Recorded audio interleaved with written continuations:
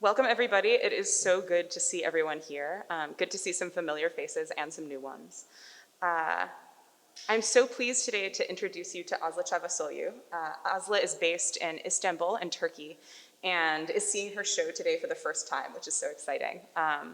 Much of Aslı's practice centers around the idea of language as a political force, whether as a way of showing individual politics, as a way of spreading messages, as a site for censorship or for sharing.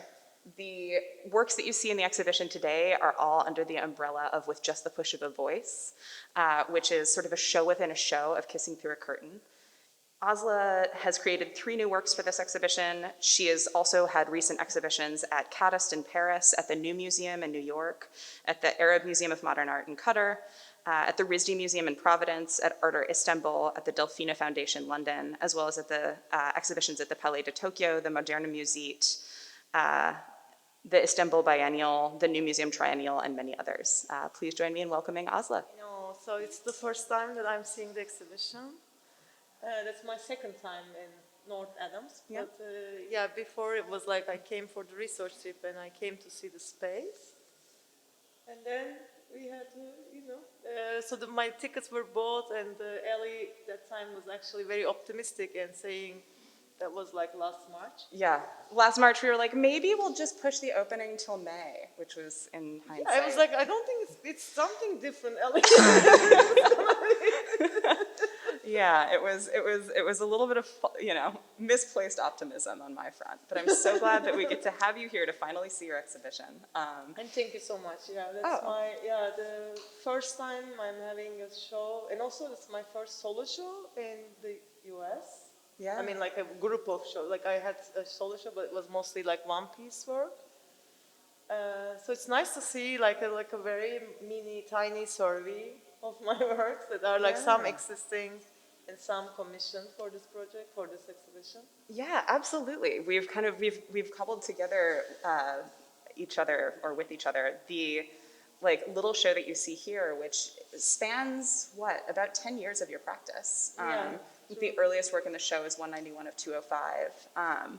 But I wanted to start us off by focusing on the new works that you made for the exhibition and how you thought about them in relation to translation, which of course is the topic of Kissing Through a Curtain, but also just what your process was. Maybe we can begin with the Mourning Herald behind us. Yeah, first let's start with this work. So as Ellie was explaining, my practice is very much about how identity or nationality is being formed and transformed through state mechanisms or museum education or other related things. So my interest is like how we can challenge these interpretations that are like somehow made and delivered by the state, and like how we can make different readings. So in that aspect, I can tell this project, it's called Mourning Herald. So my practice has been evolved towards the research on materiality of things. So like, let's say I did like a couple of major projects that were related to colors, pigments, and the material aspects of pigments. Like, for instance, one was a historical red pigment that was called Armenian cochineal, and after the genocide in Turkey, this color disappears completely. So I use this pigment to somehow enlighten the stories, like enlighten the history and the relationship of these 2 different nations, like Turkish and Armenians. And then with the other project, Blue, that was like focusing on lapis lazuli, this blue pigment that is extracted from Afghanistan.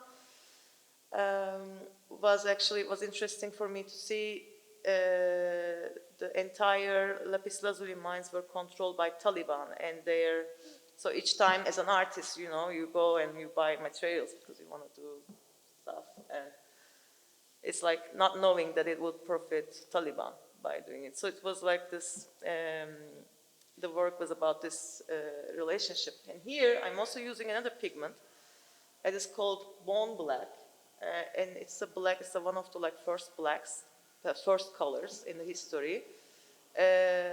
That are it's being produced from bones, like burnt bones. And there is still one factory in Michigan.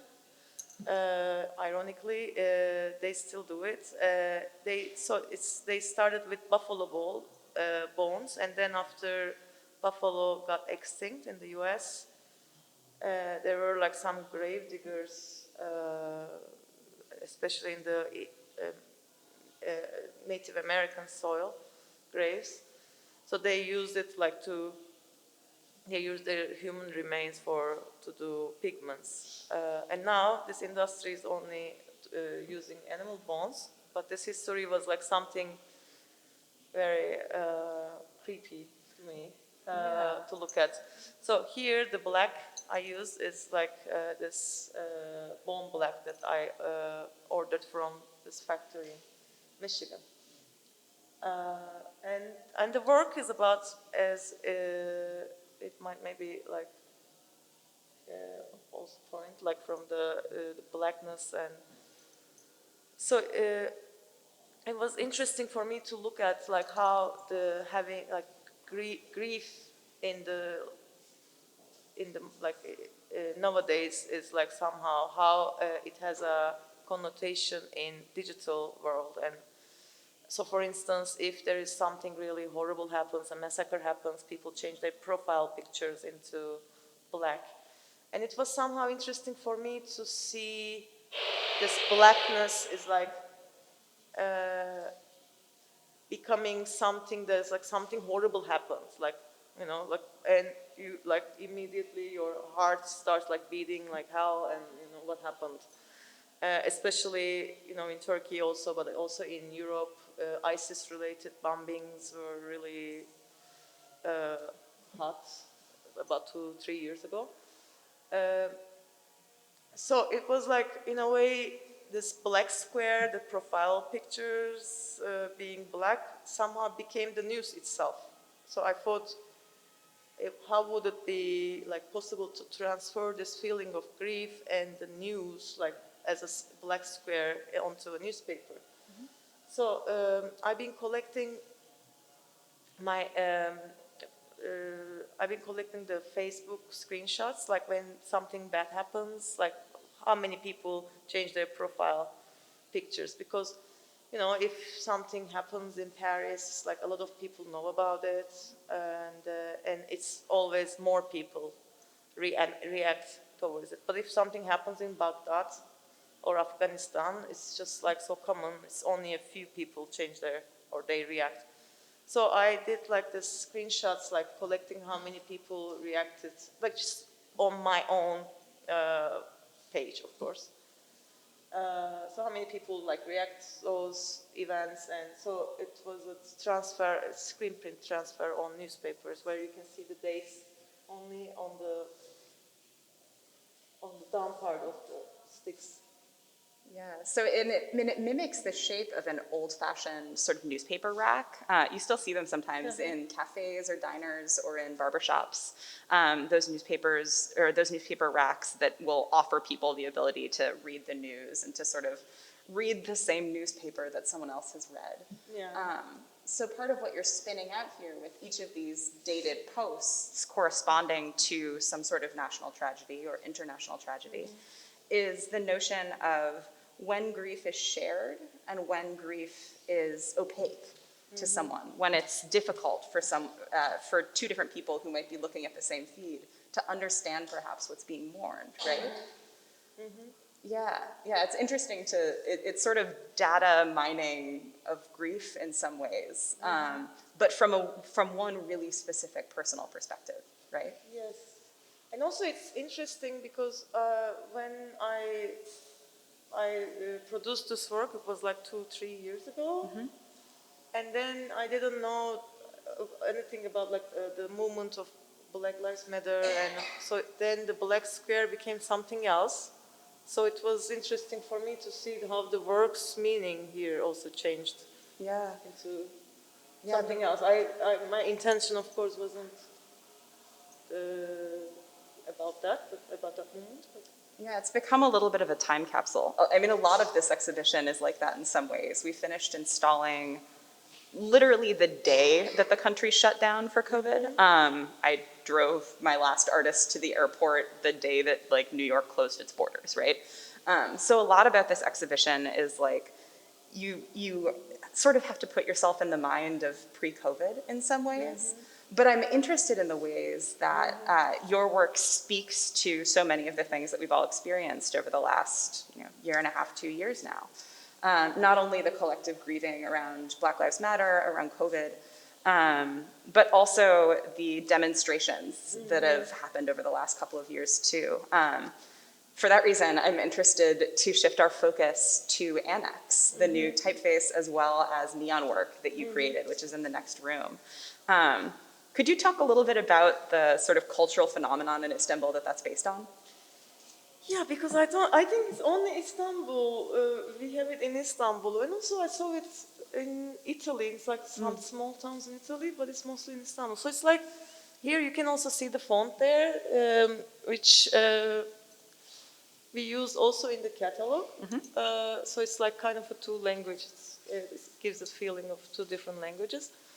So this work, Annex, is a font originally, and the neon work that you see, the installation, is just like the kind of, it's launch. But you can also download it, you can use it, it's free. So it is about, so it's like in Turkey, in Istanbul, there are so many, like when the leftist group go and they do graffitis on the walls, like let's say the only way is revolution.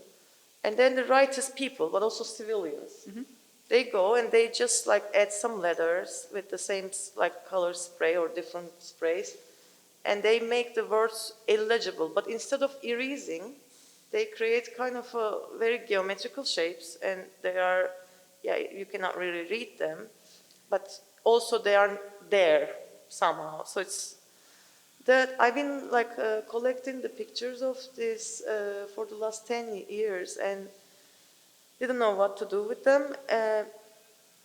But it was like kind of this, first it was interesting for me like to see, like to write revolution in a street, what does it mean? And then another person is afraid of this word and like changes the letters into something else. So it's, so I've been like documenting this act, and I found out there were like so similar, like so many similarities between like how they alter the letters. And I thought like, why don't I make a font with it? Because also it was like in a way reappropriation of an act, of like an act of censorship that comes from civilians, and by doing that, I thought it would be like kind of claiming the streets again, and then the rightist people would need to think about else to be originals. Yeah, it's a different practice than the redactions that we often like encounter in the U.S., whether of graffiti or of official documents, which are like these sort of fields of gray wash or of blacked out lines, perhaps, which are official, right? This instead, as you were saying, it's the censoring of civilians by one another. And rather than erasing, it is like an additive process, right? It's this making of new, strange geometric shapes, which are probably still legible by people on the left who know what words they're looking for, right? Exactly. Only people in the left can read them. Yeah, it's sort of, it means that the text functions in two ways. It's illegible for people on the right, legible for people on the left, and somehow like a palimpsest. They're both overlaid on top of each other. And also it's interesting to see only like some words are being seen as, Objectionable. Oh, yes, Yeah. exactly. It's like if you say free education, that's definitely a leftist thing to say, so they would do that. But if you say, I don't know, I'd like to have a beer or something, it's not, it's, It's fine, it's sure. fine. But it's just like this, this jargon of the left is like how it's being censored and Yeah. and the left being insisting on like using these words and the same kind of phrases, and then it's like automatically being erased by the writers. Yeah, those like terms or phrases that have like connotative meanings that are like legible to people of like one political stance. That's also a thread that runs through both 191 of 205 and through the Not Equal To piece that you made for this show.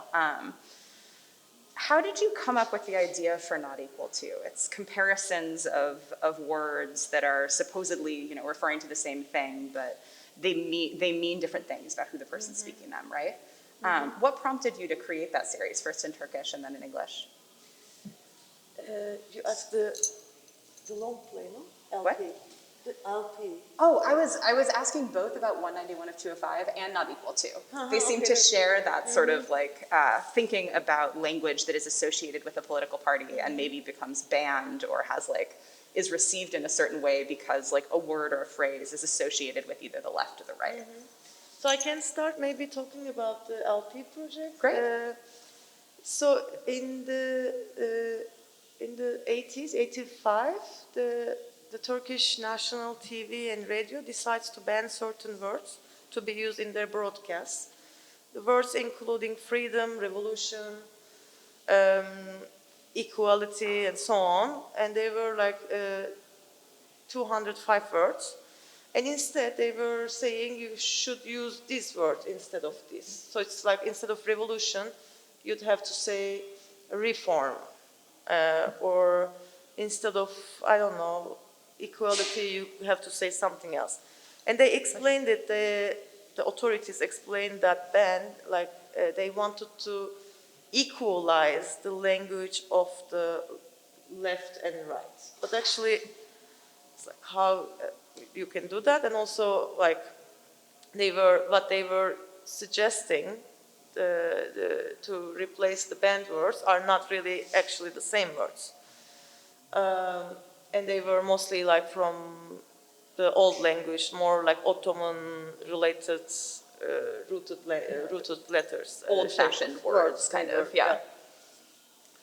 And so it's like, and this list of like the banned words were missing, and then I had like this research about a year. It took me a year to find the entire list of these banned words. And I was only able to find 191 of them. That's why it's titled so. And then I collaborated with a Turkish rapper born in Germany. And we used every single banned word in a like a lyric, in a verse.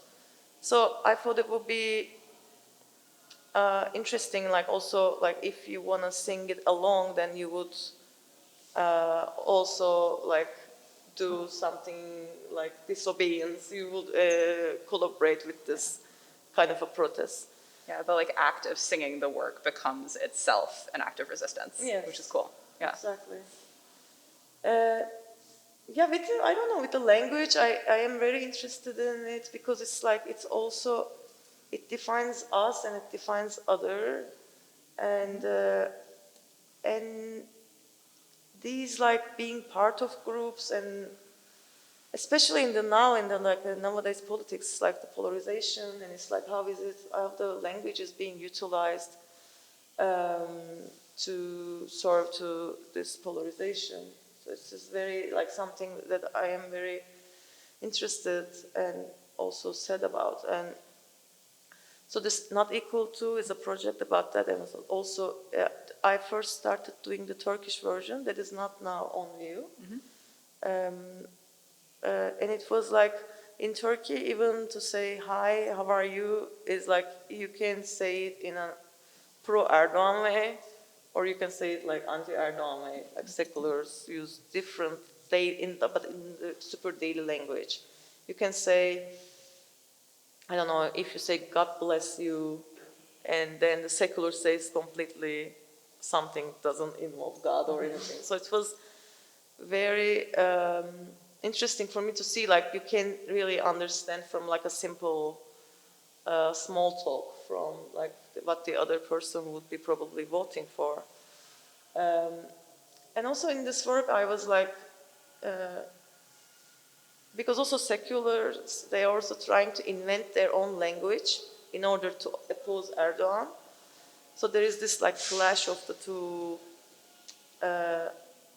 and I try to just like show it through in the work rather than taking a side. It was just like, I think the both is like, and this act of the words' meaning are not corresponding really with each other, and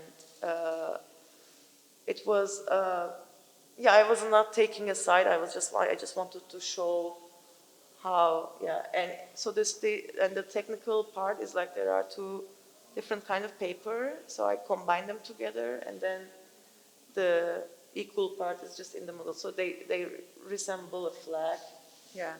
also two-sided flag. And the papers are bound, so like, if you haven't looked at those works yet, it's a rectangular piece of paper that's framed. Yeah. But there are two different colors of paper on that sheet, and they're bound, as Aslı was saying, on a diagonal, so that the diagonal runs through the equal sign between the two words and makes it read either as an equal sign or as a not equal sign. So sort of setting up an equivalency, but maybe undermining it between two terms, which in English include things like Merry Christmas and Happy Holidays, labor and work, God and God capitalized in lowercase. Immigrants. It was the richest source because there are so many words Around immigration. Yeah. Yeah. Illegal aliens And undocumented immigrants. undocumented. Yeah. Yeah. And so you worked for the English version in particular with linguists, with journalists.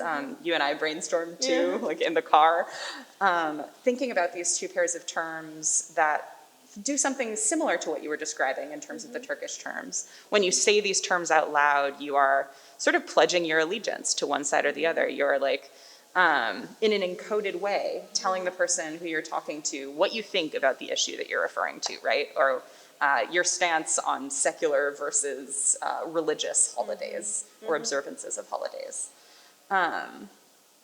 I'm interested in particular in the way that you employ material in all of your works. But we didn't talk yet about your decision to use squid ink for the writing on Not Equal To. And I'm wondering if you could talk a little bit about how you settled on that as a material. Yes, because I am very much into colors and different pigments, so it's like I try to, use them if they need to be in a work. I try to employ them. But with squid ink, it caught my attention because it was used in the Roman period, because it was like really abundant and it was like easy to access. It was used to write the official documents. So it's like this, it gives you this color of sepia. So I thought it would be like a nice thing that is like kind of me like showing a work that is kind of an official document of like just documenting one phase of the polarization in the politics. So that made sense. I like that a lot. One other layer that has always sort of like stuck in my mind about it, and I'm curious if this feels right to you, is the idea that like squid or octopi, they release this ink when they're feeling like cornered or attacked. And you're setting up these oppositions between if two people were speaking these terms, they would be opposite to one another, right? They're like encountering someone who's very different from them. And frequently the response to that is like either to hide or to act aggressively. And so to use the ink of an animal who is also feeling cornered, I think is a really, it has like multiple historical layers, right? It acts as an official document, but it also acts as like evidence of panic in some ways, which is so frequently the response.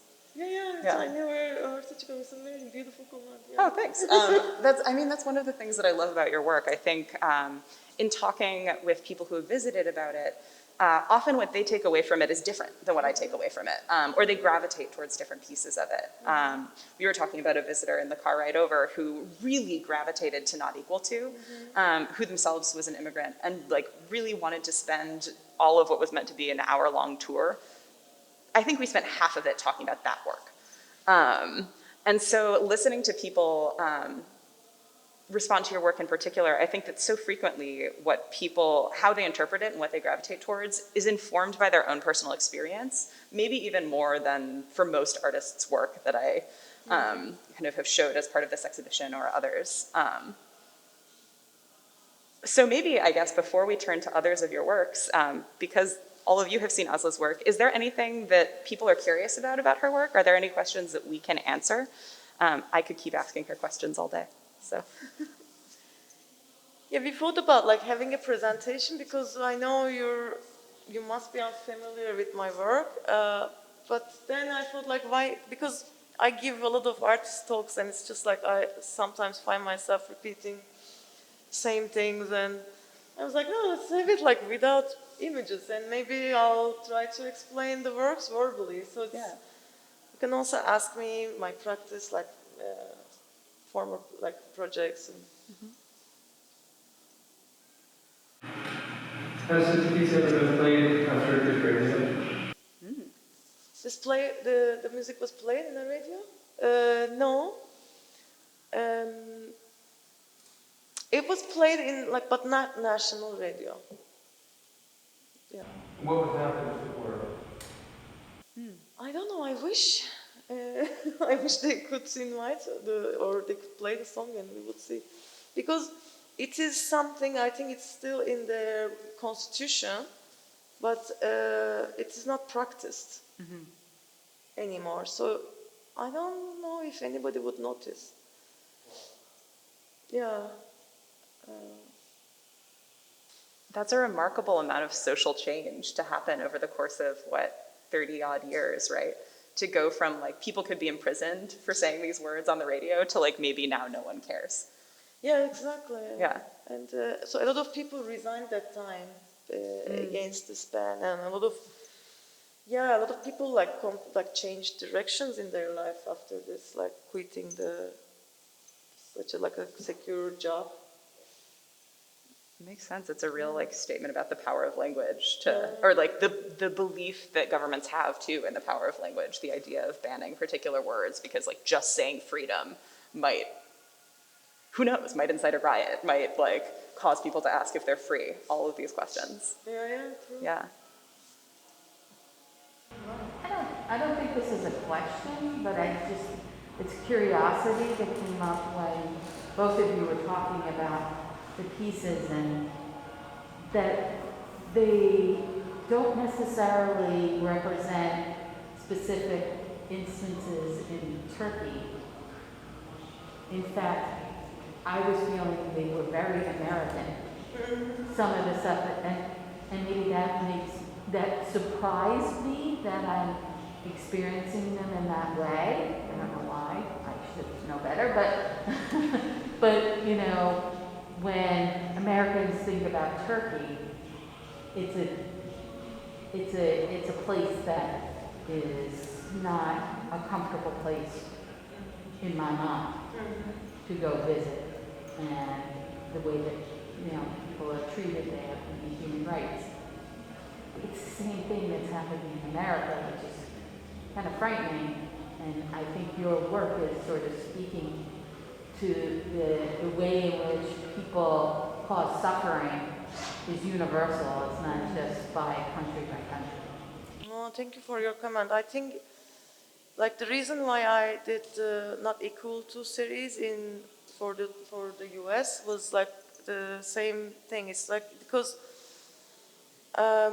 it's not Turkey's problem, only Turkey's problem. I'm sure if I would go to Iran, I would have the same like polarization in language. Maybe I would do a project there. So it's, yeah, for me it's also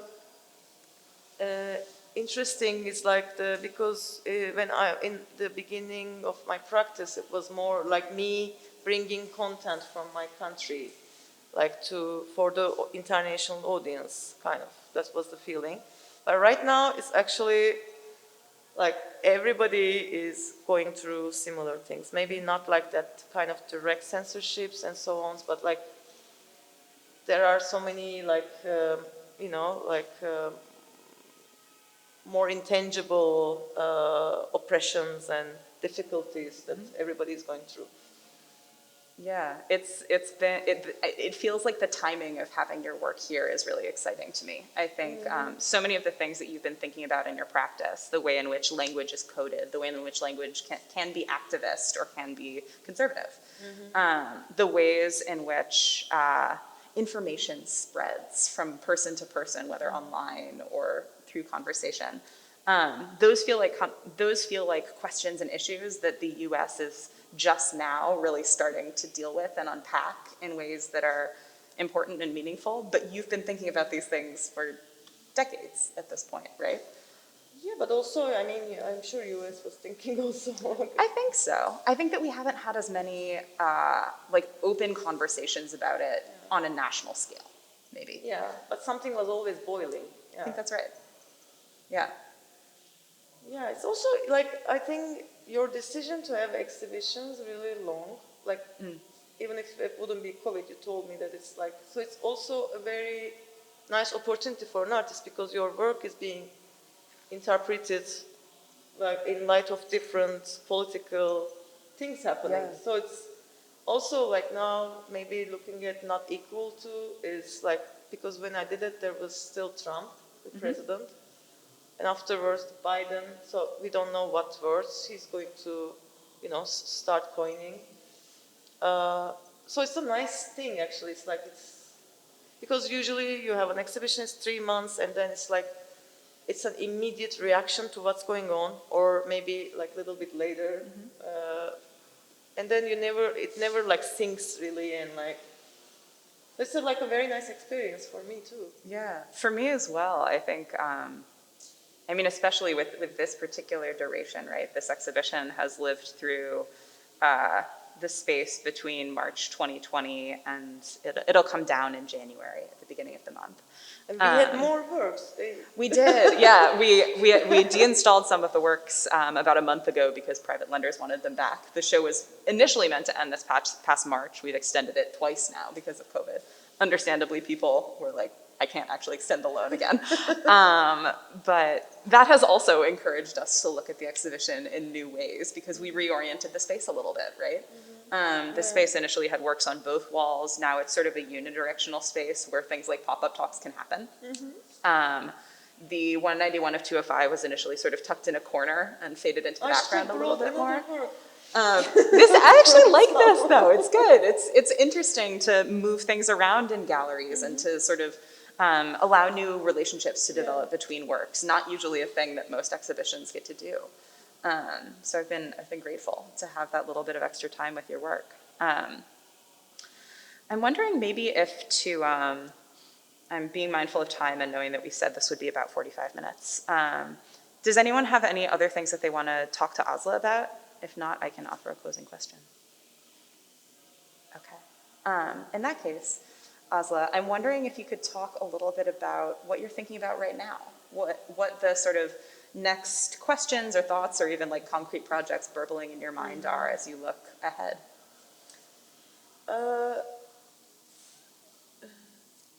So I did a project at Cadiz, that was my last project. It was also focusing on colors, but this time colors of vegetables, edibles. But when I say edibles, people think it's drugs. I'm joking. Edible things. Not weed gummies. That's why I'm like vegetables, Sure. things we eat.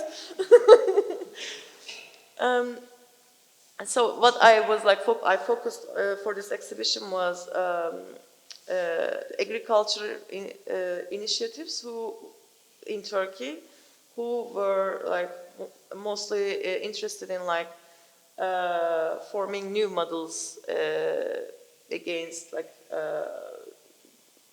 industrial agriculture practices and distribution and all this like unfair distribution things and so on. So I got their products and I made dyes from them, and then I applied them on fabric. Or maybe with some vegetables, I did the yarns. I boiled the yarns with the dyes, and then they went to waving. So that was my last project. It was also like the focus was on colors in general, but it was kind of I was trying to make an archive of this really amazing agriculture initiatives, like through the products they are cultivating. And right now, so that was on, and now it's on. It just opened in Istanbul, and, and now I'd like to work on a series.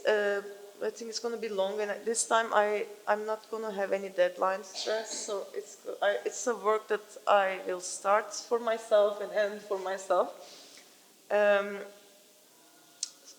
So in this project, I'd like to only focus on the idea of material and how. So we use material in art, of course. Always, yeah. Even like the wood or I don't know, like frames, like additional elements. Even it's like it's very terrifying to think that they might just go one day and they cannot find anymore. I was visiting a studio of a ceramic artist in Paris, and she said she can't find the clay she worked for the last 50 years. Like, it doesn't exist anymore. Wow.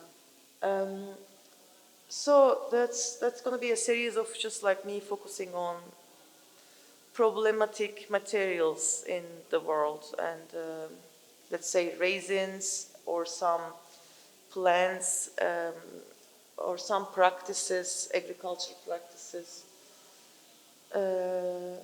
And also, yeah, like through the works, I'd like to somehow suggest that how would it be possible to use these resources in like a more aware way. I like that. And it builds on something that I think ties these works together as well. And more of your practice too, this idea of an attempt to capture or archive something that is very fugitive, that is transient, whether it's because it's only spoken aloud or because it's graffiti that eventually will get washed over, because it's a Facebook feed that, the infinite scroll is such that the feed will only look like this for a split moment. I'm excited to see you pushing these questions of contingency and like temporariness into a focus on materials, which I know is one of your other great loves. So I can't wait to see this project. I think it's going to be amazing. It has its inspiration from this animal called tardigrade. I'm sure you're familiar with. Tardigrades are the animals that nothing happens to them. I mean, like really, they can like sleep for 3,000 years, and then just like if the ice melts, they can just leave. And the reason why they can survive that long is because they go into a state if they feel extreme conditions around. It's called tan state. So what they do, they just leave the water out, and just it's a state that is between life and death. So it's just like.